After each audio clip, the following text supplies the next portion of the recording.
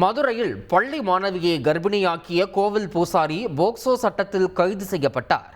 மதுரை புறநகர் பகுதியைச் சேர்ந்த தம்பதியின் 17 வயது மகள் அங்குள்ள தனியார் பள்ளியில் +2 படித்து வருகிறார். அந்த மாணவிக்கு திடீரென வயிற்று வலி ஏற்பட்டதால் பெற்றோர் ராஜாஜி மருத்துவமனைக்கு அழைத்துச் சென்றனர். அப்போது அவர் 8 மாத கர்ப்பிணியாக இருந்தது தெரிய வந்தது. அதிர்ச்சியடைந்த பெற்றோர் புகார் அளித்த நிலையில் மாணவியிடம் காவல்துறையினர் விசாரணை நடத்தினர். அதில் கண்ணனேந்தல் பகுதியில் உள்ள கோவில் பூசாரி ஒருவர் பாலியல் தொல்லை கொடுத்து அவரை கர்ப்பமாக்கியதாக தெரிகிறது. போலீசார் அந்த பூசாரியை பிடித்து விசாரித்தனர்.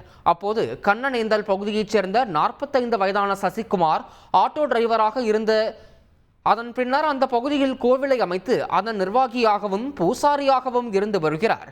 இந்நிலையில் மாணவியின் வறுமையை பயன்படுத்தி படிப்புக்கு பண உதவி செய்வதாக கூறி கோவிலுக்கு அழைத்துள்ளார். விடுமுறை நாட்களில் கோவிலுக்கு சென்ற மாணவியை கோவிலை சுத்தம் செய்தல் உள்ளிட்ட பணிகளை செய்ய வைத்துள்ளார்.